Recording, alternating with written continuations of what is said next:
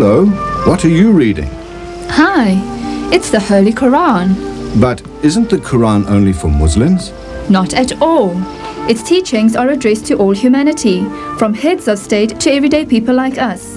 What does it teach us? It's a book of life for life. No thinking person should pass through life without it.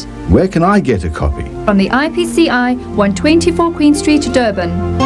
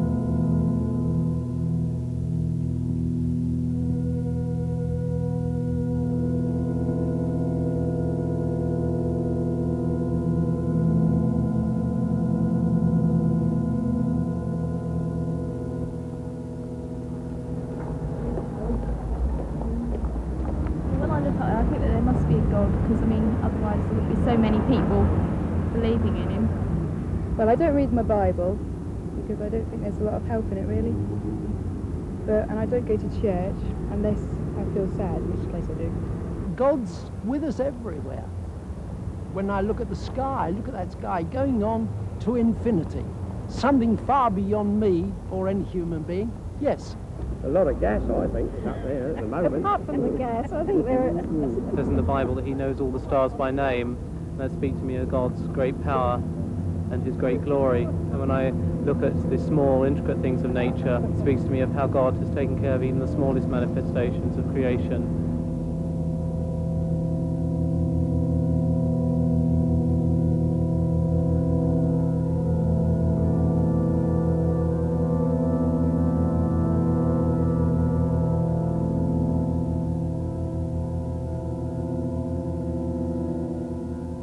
Good evening.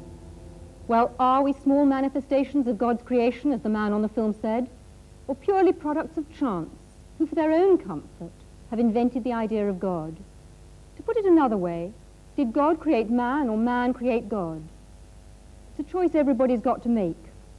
This book, The Probability of God, that's just been published, makes the incredibly important assertion that modern science is beginning to reveal the existence of a creator God.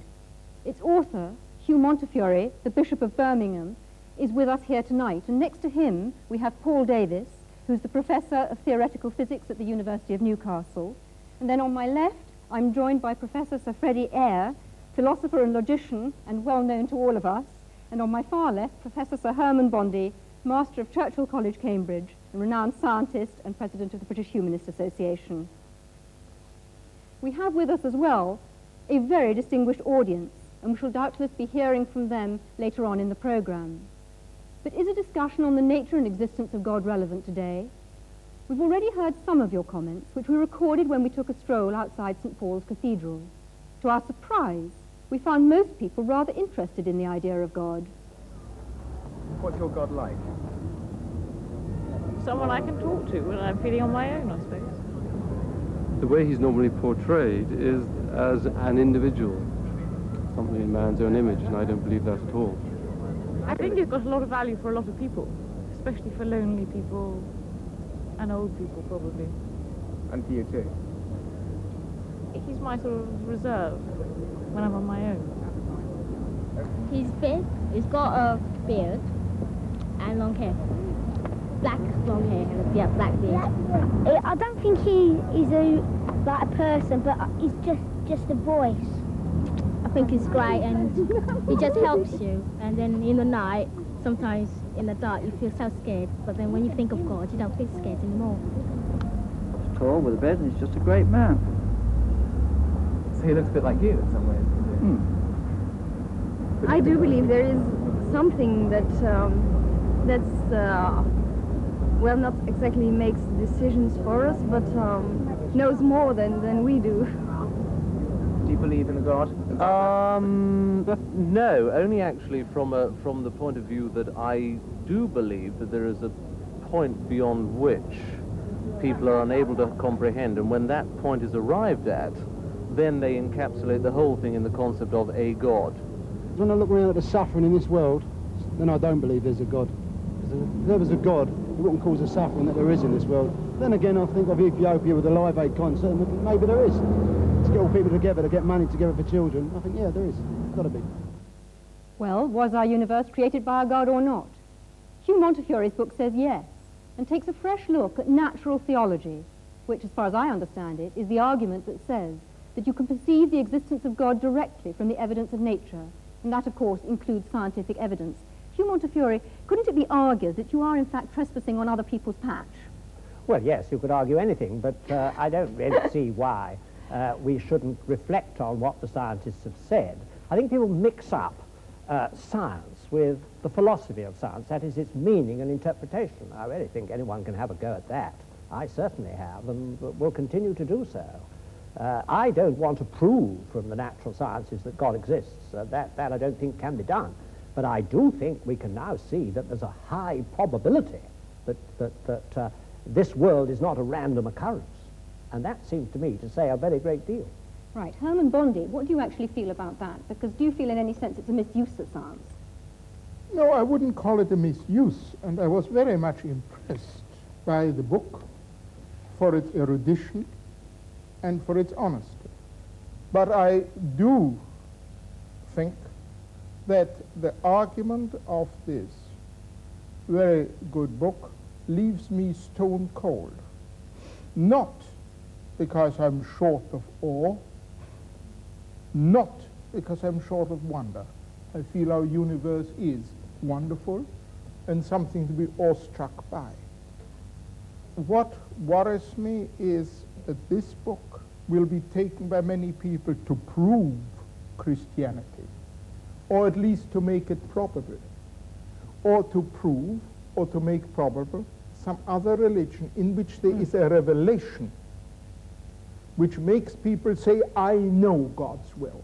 And that, to me, is a great source of evil. No, well, I must come back here and say that all that you can do from natural theology is show the hunger in men and women's hearts for God's personal self-disclosure, which I believe that he has given us. And although terrible things have been done in the name of religion, I will agree with you, I also think that the most wonderful things have been done. And I'm always interested that people like you only mention the terrible things. Not only. Right. Earlier on, Paul Davis, I described you as Hugh Montefiore's scientific champion, and presumably you've got a considerable amount of sympathy with Hugh. Would you like to explain that a bit further? Yes, perhaps I could summarize my own position before I begin. Absolutely. As being perhaps best described as an awestruck agnostic, which is to say that through my scientific investigations, I have become more and more impressed with the incredibly stupendously intricate nature of the cosmos as we come to understand the universe in greater and greater detail. So it seems more and more remarkable that things have been arranged such that, in its broadest sense, the universe is self-aware. That is, that it permits the existence of intelligent observers such as ourselves. And it seems to me that this is not something which is inevitable, that the world could have been arranged differently, and that the fact that things have been arranged so that we can exist and observe the world, and that, moreover, our existence seems to depend very delicately upon the organization of the cosmos and the nature of the laws of physics. The fact that that is so seems to me a puzzle, and a puzzle that deserves an explanation. In other words, I would like to know why the world is the way it is. I can't accept it as a brute fact. I would like some sort of explanation. Right, Freddie Eyre. I imagine that as far as you're concerned, we've been talking a whole lot of rubbish so far. I'd like to hear your view on the subject. I don't think we've been talking rubbish. I think there's been a lot of bad logic. But that's not quite the same thing. What the last argument comes to is saying the world is arranged as it is, therefore somebody arranged it. Now, this is a very poor argument because it could apply to however the world was arranged. I mean, all that you have said, and all that I'm afraid the Bishop has said in the book, which I also admired very much. I thought it was a very honest book and a very erudite book, I'm pleased to say so. Nevertheless, all he was saying was, there are these causes, there are these effects, and had the causes been different, the effects would have been different. Nobody's going to dispute this. What is totally lacking is any justification for the assumption that the world as it is was designed, and had the world been different, it would not have been designed. And in fact, saying it's all designed by God is not an explanation of anything at all. You're just saying, here I give up, but because, and in fact, President David has admitted this, so science goes no further, therefore we're going to bring old Noble Daddy to make us all feel cheerful. That won't do. The reason why I'm interested in the natural sciences here is that so often you hear people saying the natural sciences have disproved God, or there's no reasonable basis for believing in God. I'm afraid Freddie Eyre's backing a loser here. I mean, it could just be a brute fact that human beings have evolved with their amazing capacities for relationship and for their experience of God is phony. It could just be true. It could be true that our intimations of morality have no ultimate sanction, that our experience of what is true and good and beautiful isn't a window into reality. But the simplest explanation of the lot, the simplest explanation in logic, is that there is a creator. Right. There are many other ways of looking for God other than science, and some might actually say better ways. And most of the world's religions believe that God takes steps to reveal himself and reveal the world to us. And I'd like very much to hear from Mahur Krishnamurti, who is a Hindu who is actually sitting in the audience here tonight. The Hinduism says very clearly, as far as the creation is concerned, it's not just God created the world and just left to itself. God himself became the beings, and the Hinduism strongly believes in God who creates, protects, and ultimately he dissolves. This is the belief of God, and the Hindus worship him with form and without form. The nature is the other face of God, and the Hindu strongly tries to describe the indescribable by worshipping him by various images. Can I go to Ahmed Deedat to talk about the role of revelation? You see, the Muslim believes that God Almighty, he reveals his messages in word form. And in that word form, this book, the Holy Quran, was revealed through the Holy Prophet Muhammad during the 23 years of his prophetic life. And it deals with these problems more directly instead of guessing. And God Almighty, he reasons with his creation by asking him questions. He said, now, how can you not believe in God? How can you not believe in him, seeing that you were non-existent and he brought you into being? And he will cause you to die, and he will bring you back to life again, and to him will be your return. So how can you not? In other words, the way you have been computerized, the way the Creator made you, you would naturally deflect towards God as the magnetic needle does towards north. Can I just ask you whether your God is the same God as Hugh Montefiore's, the bishop's? it is the same God, except that in our concepts we differ. You see, the Archbishop, ultimately he will come to making Jesus Christ as God, a God incarnate. Now, the Muslim says, no, God is God and man is man. Right, can I move on now? Philip Eden, as a Buddhist, what in fact do you feel about this? Because your concept of God is quite different. Yes, well, as far as Buddhism is concerned, there is rather a different approach. We feel that there is a fundamental reality or truth or ground of being, which of course is in everything and behind everything. I think that many of the followers of theistic religions tend to believe that God is out there somewhere in the cosmos, and that it's necessary for human beings to try and somehow establish a relationship with him. As far as the Buddhist is concerned, that reality is everywhere and in everything, so that the task of the individual is to understand that reality in himself. And that is the methods that are developed in Buddhism to help somebody to come to that realization. We feel that the problem with a creator is that inevitably one must then ask the question, who created the creator?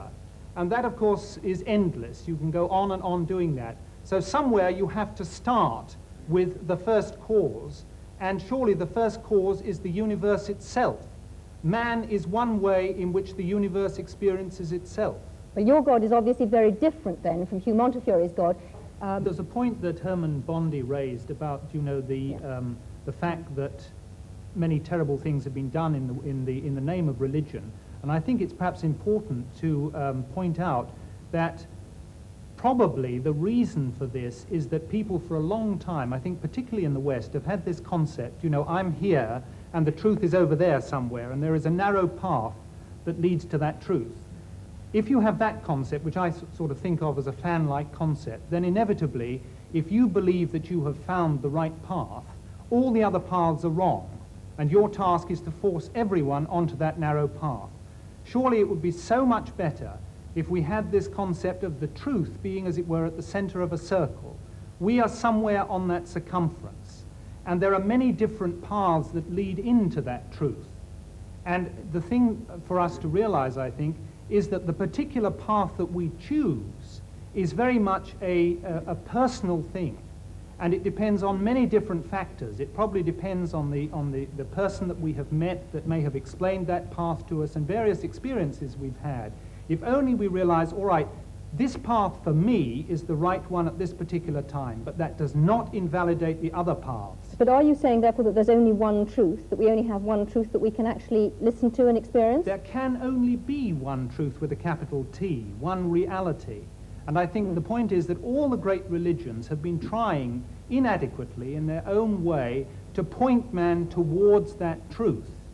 But for heaven's sake, don't let's have this idea that there is only this one wretched, narrow path, and that all the others are wrong. All right, can I move the discussion on and say that we've dealt to some extent with revelation, but other people who are believers, and Hugh Montefiore has, if you like, supporters who don't only argue from design, would say that it's much more about experience and not about either design or revelation at all. I hope he wouldn't. And the experience, not Hugh Montefiore, other people would. And the experience is God showing himself to us or us feeling him.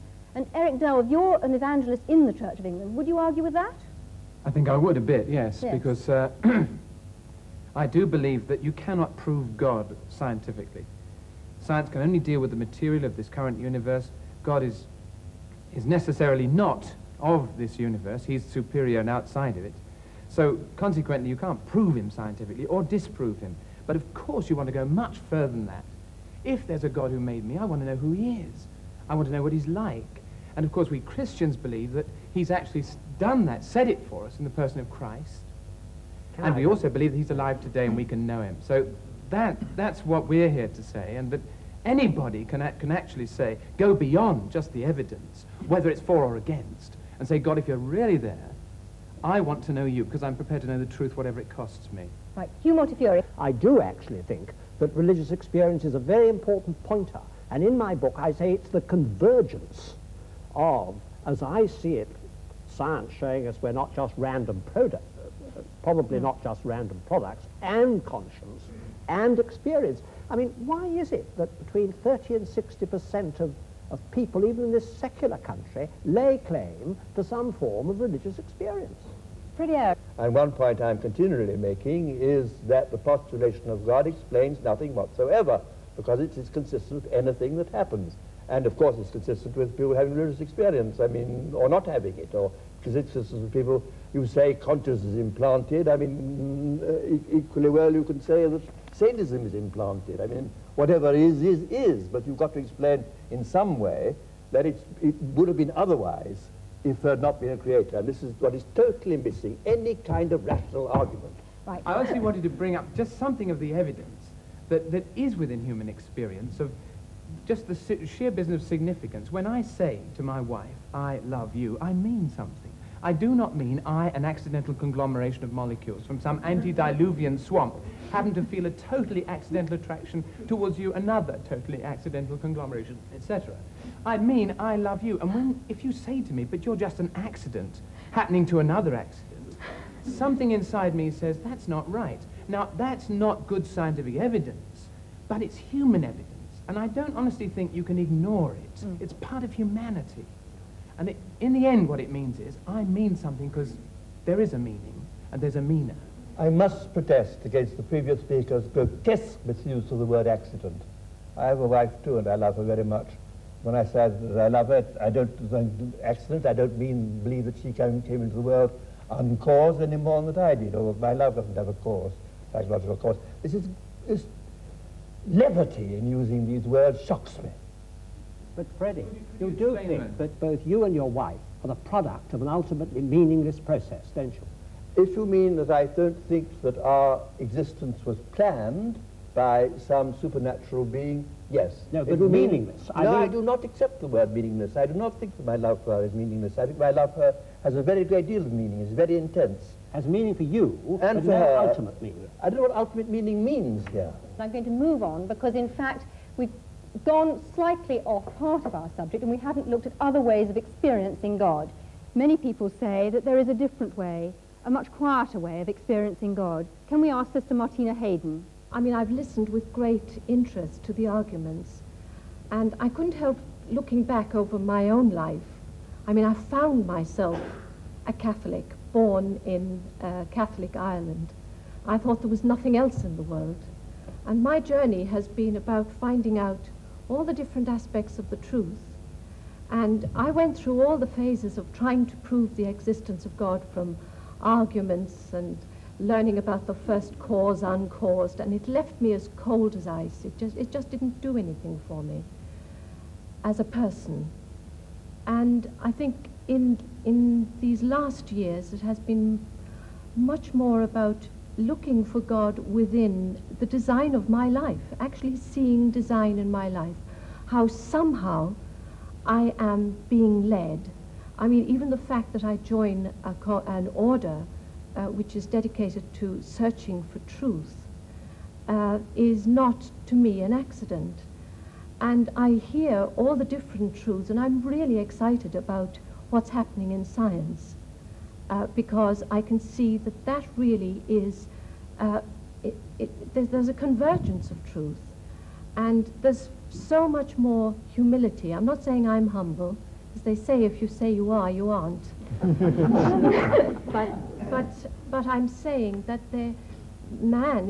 scientists, theologians, people in general are much more humble than they were, say, 20 years ago. I mean, I was locked in combat with Freddie Eyre 20 years ago or so about conscience. I wouldn't argue that way now. I don't want to. Well, I can't match his mind, and I don't think the mind can actually say it all.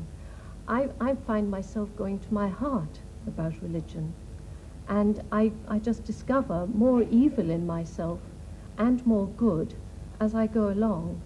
And the revelation of Christ in Christianity helps me there immensely, because I find that Christ didn't talk theological argument or logical argument. He didn't use any of those. He talked about the lilies of the field. He said the kingdom of heaven is like, that's a simile. So for me, God is revealing himself in me, in everybody. You know, I felt really close to the Buddhist gentleman who was speaking over there. I really felt I can relate to that too. I can look into the heart of a rose and it speaks to me. I can also look into the Bible and it speaks to me.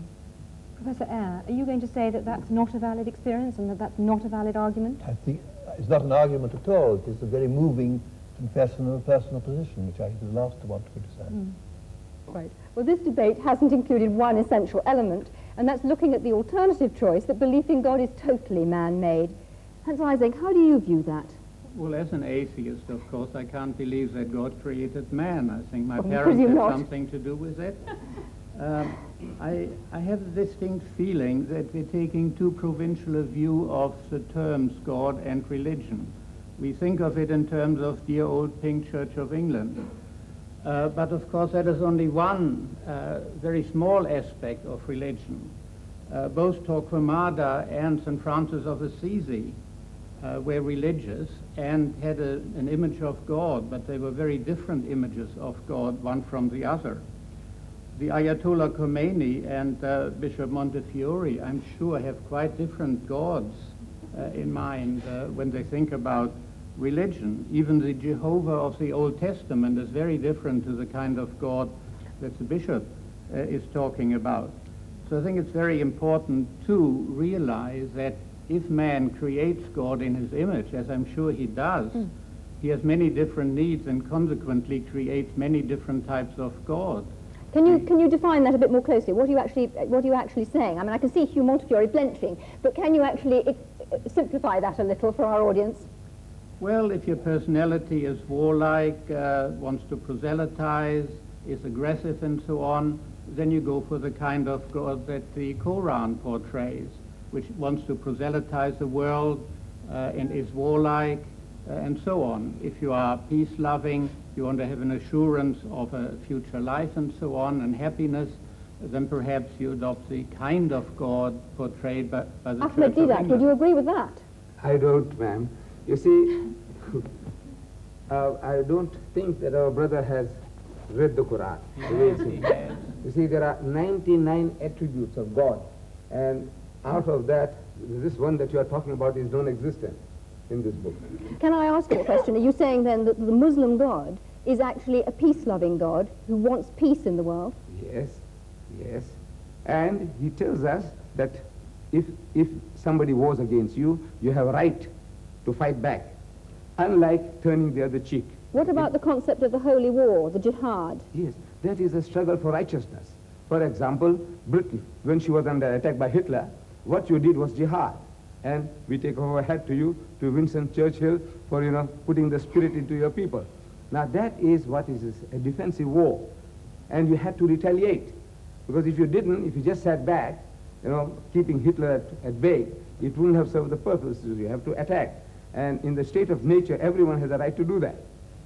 So Islam allows us to defend ourselves and to extend our hostilities to a reasonable amount of satisfaction and retaliation. All right, can I come back to Hans Isaac, and perhaps you'd like to develop it a little further, because we've actually heard an exchange between the two of you, but would you like to come out on a little bit further about perhaps other religions and not only about Islam?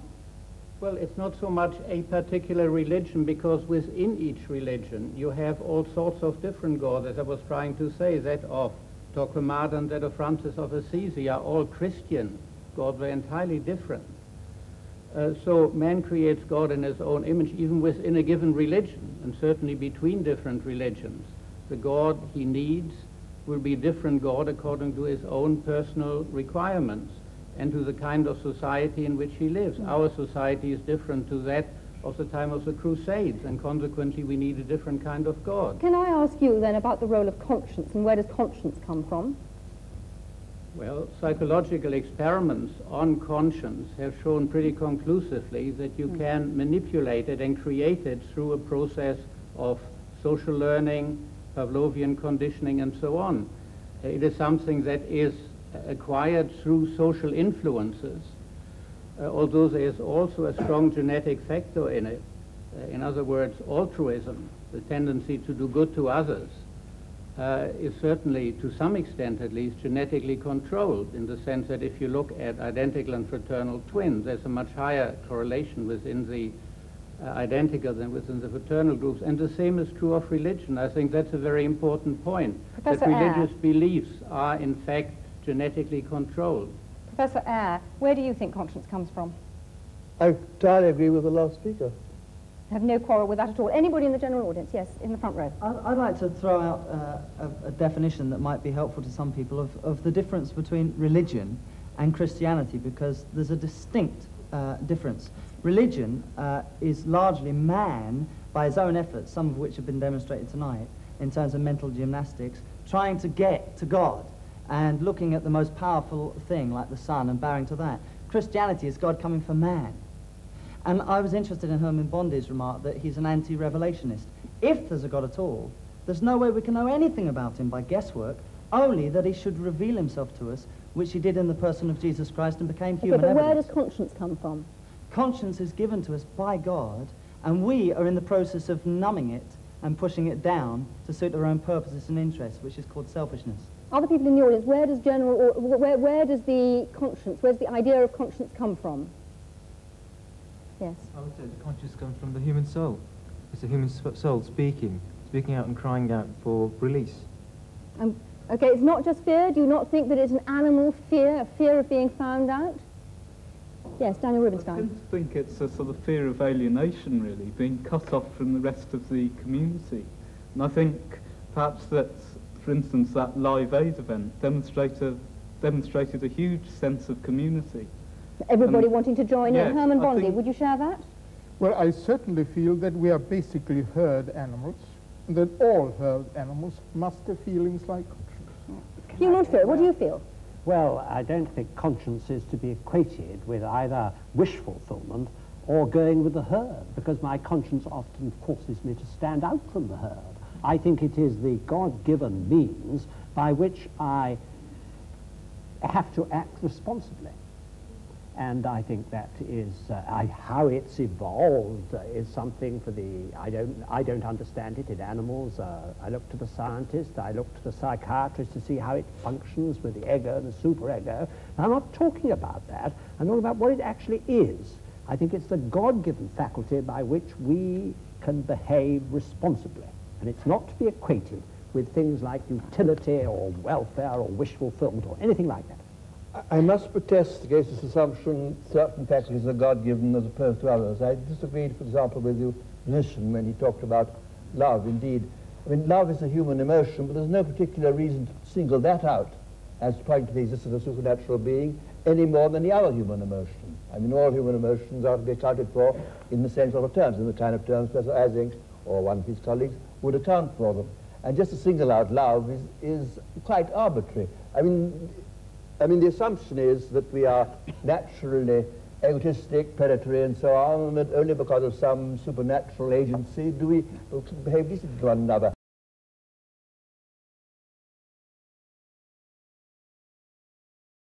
Principle of sympathy, innate principle of sympathy, as well as an innate principle of egoism. And one no more needs a divine explanation than the other. William Houghton. Look, let's get this straight. There is no reason on earth why we shouldn't go around acting like perfect pigs to all and sundry. There is no big Monty Python foot poised to come and squash us if we act badly. Yet, a lot of us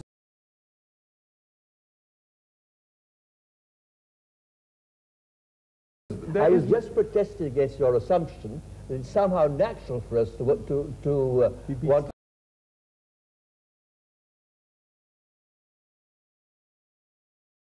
Today, my experience is that it strikes me that more people are being unreasonable to each other than are being reasonable. Well, in that case, you should be Manichaean and believe in the devil. Come on, if you're taking your deity as accounting for human attitudes, that's the way you should go. Well, totally illogical. But Professor Eyre, all other species are selfish, basically, aren't they? No. No. By no means. By no means. Go ahead. Herman Bondi. But I wasn't saying that our being herd animals means that everybody has to move with the herd. What I do mean to say that we are not solitary beings. We've got to have the faculty, as other animals live together, to get on in some fashion with each other. Tina Mehta. You just mentioned the devil with great aplomb, but the devil's best trick is to make man believe he does not exist, and I think that's what the problem is, that, you know, we are in a state of chaos suddenly instead of harmony. And it is the state of harmony that we are trying to create in this world, and not distort the minds of children by showing them violence and explaining that that violence is necessary to bring about harmony. Mahula Krishnamurti. Agree. Hinduism clearly says, what is God? Answer to our dear friend's question. God is truth, God is love, and God is good. Whatever name you call, it is God. Why allergy to the name God? Love, beauty is God. So you don't actually feel that he's supernatural, that God is supernatural. Hugh Montefiore, what do you feel about that? Well, I do think that God discloses himself in the smallest particle of matter, and in our human relationships, and in love is to me a window into God. But I do think that he has supernaturally disclosed himself to us. That's why I'm a Christian, because I believe that he has been incarnate, as you said. That's what Christians believed. I believe God was incarnate and suffered the worst that people could do to him. Now, this is to me the only way I can see my way through the problem of evil. Can I just remind people, and perhaps Hugh Montefiore in particular, of Einstein's concept of God, which was, yes, God who made the universe in wonderful ways, but had not the slightest interest in us human beings, and was a totally impersonal thing that couldn't possibly care for our prayers. I want to talk to a psychologist next, Leslie Francis. I would like to go back to the question you keep asking. Did God create man, or did man create God? And I see that as a deceptively simple kind of language used. They're two completely different order questions. It is for the theologian in me to come to the question, did God create man? But the psychologist in me would want to answer your question in a different way. Did man create the image of God? He cannot go beyond looking at image. And I suspect what we've heard in the discussion tonight is a whole lot about the variability in the image that is used, but we haven't been able to get on to the ontology beyond that image. I'm sorry, everybody, but we've run out of time. The choice that is open to us is whether God made man or man made God. It's now over to you. All that remains for me to do is to thank the audience for their contributions and, of course, the panel. I'm sorry we didn't have time to say any more, and from me, good night.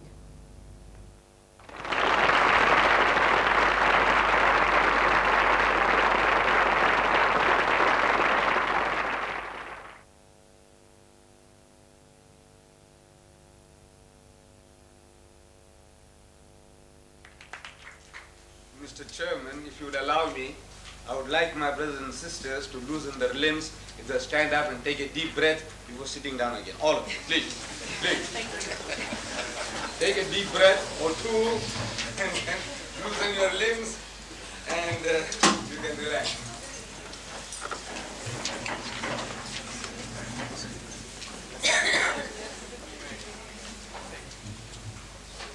The previous two lectures, Chairman, ladies and gentlemen, the previous two speakers, have been dealing with this theme of the East and the West getting together, meeting. The East meets the West.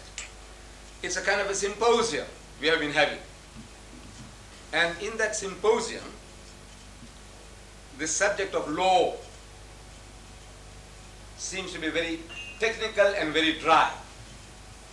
And to build bridges between the East and the West, as now, most probably in the minds of the organizers, they have taken me as a man from the East.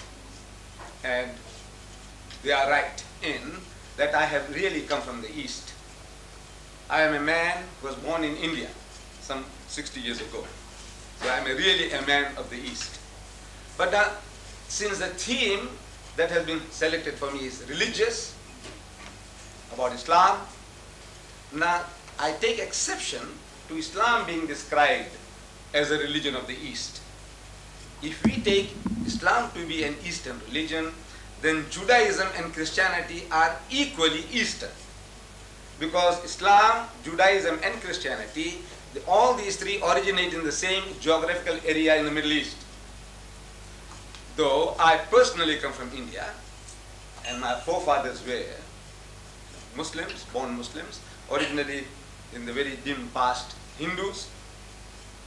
But now to share this East and West, for the moment if I agree that Islam is from the East and the Western religions would be then Judaism and Christianity, for the purpose of this discussion this evening, I will accept that.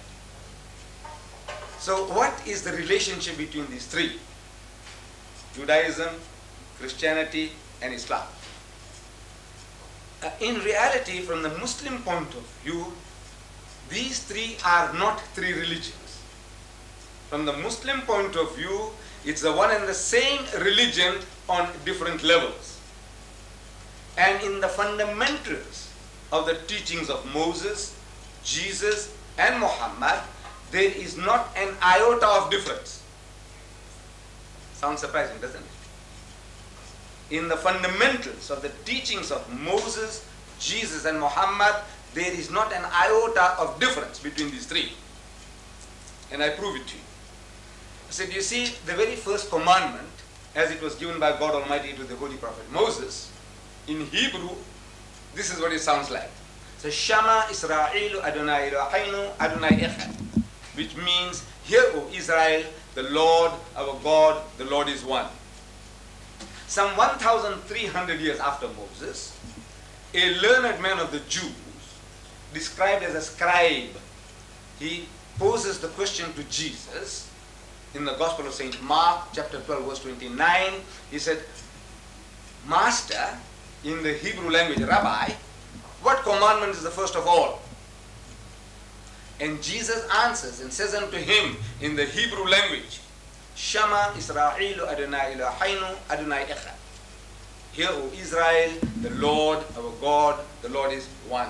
He repeated word for word what was given by Moses some 1,300 years before. Not an iota of difference in the fundamental, as given by Moses and Jesus. Coming to Muhammad, some 600 years later, after Jesus Christ, a Christian deputation approaches Muhammad in Medina, and they have a discussion, a dialogue for 3 days and 3 nights. During the course of this dialogue, the spokesman for the Christian poses the question. He said, "Oh Muhammad, all right, tell us now, what is your concept of God?" And Muhammad, as the Muslims believe, was made to say, on the authority of God, in the Arabic language, he said, "Qul huwallahu ahad." Say, He is God, the one and only. Muhammad said, Ahad.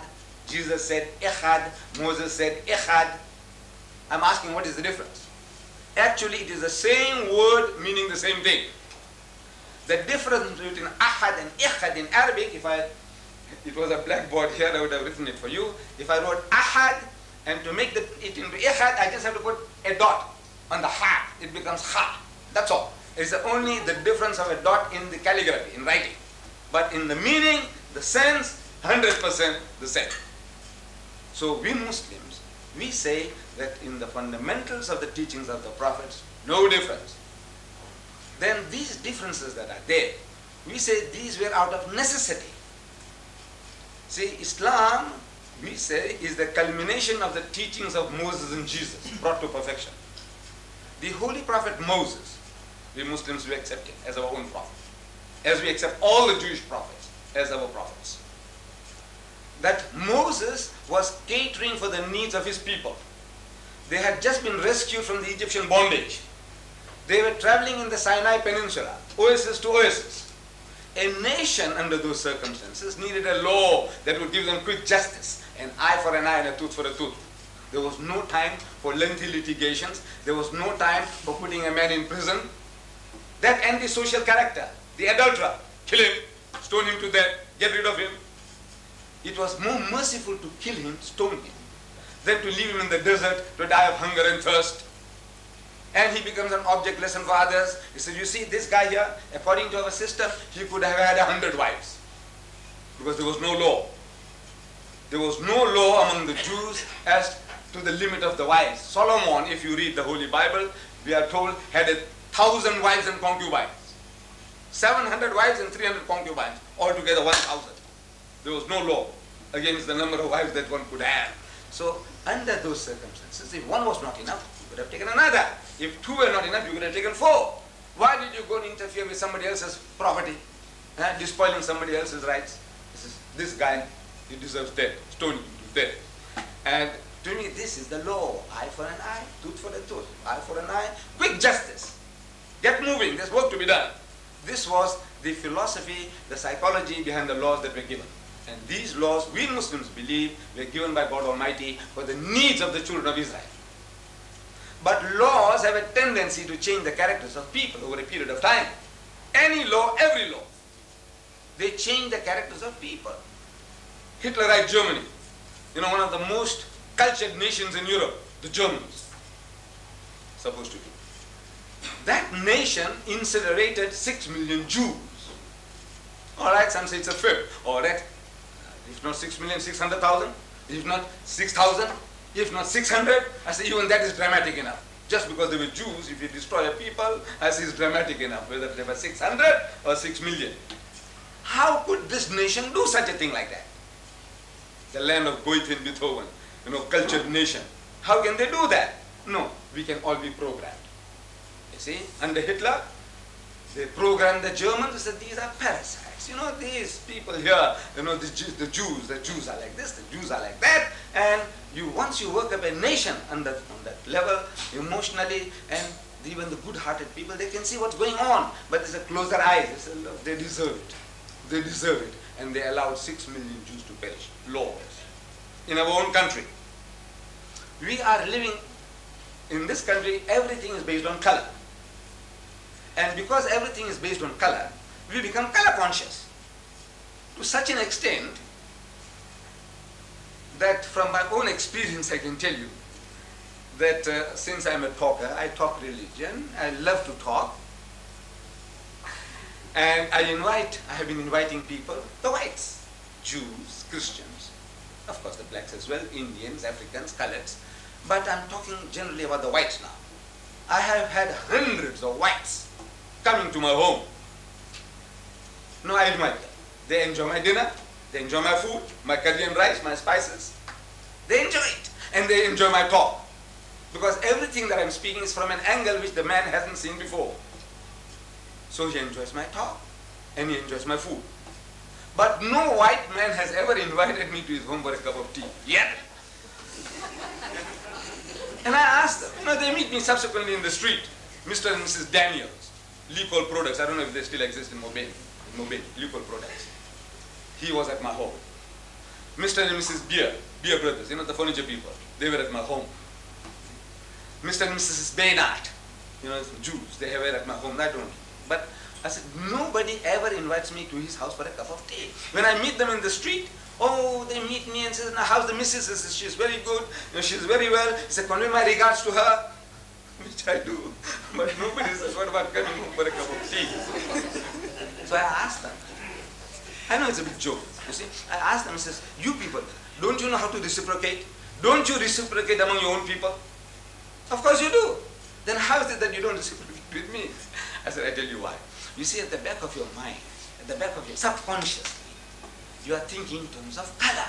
That if this guy comes along to my elite home in Durban North, or somewhere in Westwood, with this funny headgear and this beard, looking for number 10 Downing Street of yours, and I see people are watering the garden and somebody is doing something else, and I come along and see the number, I come and knock at the door, and Mrs. Smith, she opens the door, smiling face, oh, Mr. Deedat, come in. So I go inside there, 5 minutes goes, half an hour goes, and the tongues begin to wag. He said, what's this woman, Mrs. Smith, doing? I said, that coolie has gone inside so long. What's happening? Is she running a shebeen or what? I'm subconscious, subconscious. And if I was there, and if his brother-in-law comes along, Mr. Smith's brother-in-law comes along, he'll have to apologize for my presence. You know what he's going to do? He said, this is Mr. Deedat. We went to his house and his family, they treated so wonderfully. We had such a lovely meal. All that you have to go out of your way to explain my presence there. If it was another Mr. Brown, he says, this is Mr. Brown. He says, hello, hello. But Mr. Deedat, you have to explain, how does it happen that this fully happens to be here? So you have to explain. So this is at the back of the mind. Back of the mind. Subconsciously. This fear is there. So now nobody invites me for tea. I know somebody might now. I hope you don't, because I want to still keep on saying nobody has. So we say now that is laws. Laws change the characters of people. So by the time Jesus comes on the scene, the Jews had a law, eye for an eye, tooth for a tooth. So the Jews forgot forgiveness. See, I was trying to chase the birds. Suppose I was there then, in the time of Jesus. I was trying to chase the birds with the old-fashioned sling, the one that David used, you know, with a stone. And that stone damaged your eye. So you go to the judge, he said, look, this guy here damaged my eye, damaged his. I said, look, it was an accident. My brother, I didn't mean it. I was trying to chase the birds from the field. I said, look, forgive me. He said, no, the law says an eye for an eye and a tooth for a tooth. I said, look, I'll compensate you. I'll give you a heifer. I'll give you a goat. Forgive me. He says, no, the law says an eye for an eye and a tooth for a tooth. See, he's going for the letter of the law, he's forgotten the spirit. So Jesus Christ, another spiritual physician among the Jews, he caters for their needs, for the sickness. The man has forgot forgiveness. So now he said, you must forgive and forgive. How many times, Lord? He says 70 times 7. That's in the Bible, in the New Testament. 70 times 7. Calculate 490. 490. Are you going to take them literally? You're going to start counting? You say, look, this is 10 times. Huh? Now you have done 99 times. Huh? And now you have done 200 times. What it means is indefinite.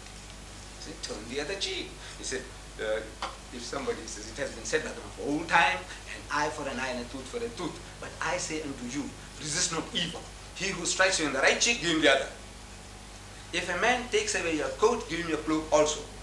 If a fellow makes you to walk 1 mile, walk with him 2. He said, agree with thine adversary quickly while thou art with him on the way, before he takes you before the magistrate and makes you to part with your last farthing. Beautiful remedy for a sickness. But I said, you haven't got that sickness. I was telling the British, I was there in London in July, and I was on BBC. Somebody started, throwing stones at the Muslims, jihad, jihad war, holy war. So I was telling them on BBC One, I said, you see, this holy war that we are talking about is a war of defense. You've got to defend yourself, your person, your possession, your faith, everything that is valuable, you have to defend it with your life. And I said, you British, you did it. You did the very same thing when Hitler wanted to invade Britain. I heard Churchill, I was young then, but I was hearing Churchill on the radio. He said, we'll fight them on the beaches, we'll fight them in the air, and we'll fight them in the sea, even with broomsticks. He said that, with broomsticks, you're prepared to fight. And you fought, you defended yourself. And then when the time came, you extended your hostilities. You started bombing Berlin and München and whatnot. You did everything you did. I said, you were entitled to do. As Gibbon, the master historian, he says that in the state of nature, every person has a right to defend his person and his possession and to extend his hostilities to a reasonable amount of satisfaction and retaliation. In the state of nature, everyone has the right to do that. If you have the right to do that, we also have the right to do that. But now, I said, you people are good Christians. You were supposed to turn the other cheek. You were supposed to give your cloak when the man took away your coat. So when Hitler wanted to invade Britain, what you good Christian ought to have done is to tell Hitler, come, open arms, come, take over Britain and our empire as well. That is what you should have done, because you were supposed to turn the other cheek. You were supposed to give away your cloak. You were supposed to walk 2 miles instead of 1. So I says, no, these are all, we say, in the evolution of religion. This is how God Almighty, He caters for your needs, your sicknesses. From time to time, if the sickness changes, the remedy changes. The sickness changes, the remedy changes. So in that evolution of religion, we Muslims believe that Islam is the fulfillment of the teaching of Moses and Jesus. Actually, in real fact, we say it is one religion on different levels. However, if you have any questions, I'll be very, very happy to answer. Because I have been warned. He says, much time has passed already. We were supposed to start at 5:30. I have been here from 4:45. You know, I thought I was the only speaker, 5:30, I'm going to get going. But now, however, I'm very, very grateful to Mrs. Toms for this privilege and to the chairman for giving me this opportunity. And if there are any questions that we can build further bridges, if there is a difference, why the difference? If there is a difference, why the difference? Why are we at war in the Middle East? Why are you people fighting? Who? The Jews and the Muslims. What are you fighting for? So I'm telling my people. I get there's a lot of visitors coming to the mosque. This mosque, you know, incidentally Mr. Singh spoke about it, Mr. Chetty spoke about it, and incidentally also I have brought it for you. You know, it's given to you in that booklet. This mosque, the largest mosque south of the equator, this one here. On Fridays we get 4,000, a congregation of 4,000. The Durban population alone brings 3 busloads a week through this mosque. And among the people that visit us, there's invariably people asking the question. He says, now look, what is the difference between your religion and the other religions? So I said, look, more especially with regards to Judaism and Christianity, the Jews and the Christians, we are the closest to the Jew. In our concept of the divinity, we are 100% with the Jew. The Jew says that God Almighty is absolutely unique. He has no partners, he has no sons. God is not seen at any time. No man can see God and live. And we give our hand of acceptance to the Jew that we believe as you believe. The Jew says no eating of the flesh of swine. We say we won't eat it. He says no eating of blood. We say we won't touch it. He says circumcision. We say we all circumcised. What more do you want? we believe in all the Jewish prophets as our prophets and all the heroes as our heroes. I'm not talking about the modern ones. With them we are at war. I'm talking about the prophets and heroes in the Bible. We accept them all. So we are at war. What are we fighting about? I said we are both fighting for a piece of land. My brothers, the Arabs, they say Palestine belongs to them, and my cousin, the Jews, they say Palestine belongs to them. They are both fighting for a piece of land. It is not a racial war, it is not a religious war. The Arab doesn't say kill the Jew because he's a Jew. Jew doesn't say kill the Arab because he's a Muslim. No, no. He says, no, this is my land, says the Arab, you stole it, I want it back. The Jew says, no, I inherited it 4,000 years ago, and that's a battle. It's a political battle. There's nothing to do with the religion. With the Christian, we also claim a unique relationship. Islam is the only non-Christian faith which makes it an article of faith for its followers to believe in Jesus. No Muslim is a Muslim if he does not believe in Jesus. We believe that Jesus was one of the mightiest messengers of God. We believe that he was the Messiah. We believe that he was born miraculously without any male intervention. We believe that he gave life to the dead by God's permission, and he healed those born blind and the lepers by God's permission. They are going together. The only parting of the way is we say he's not God Almighty in human form, he's not God incarnate, and he's not the begotten Son of God. Metaphorically, we are all the children of God, and he would be nearer to being the Son of God than any one of us, because he'll be more faithful to God than any of us can ever be. From that point of view, Jesus Christ is preeminently the Son of God. But our difference is when you say that he is the begotten Son, begotten, not made, so we take exception to that. That is all. So if there are any questions at any time now or in the future, if you like to visit the mosque, I think the telephone number is there. You make an appointment and come, and it will also be my privilege if you come with your wife, I says take you to the mosque, show you what goes on, and take you all for lunch as well. That's on the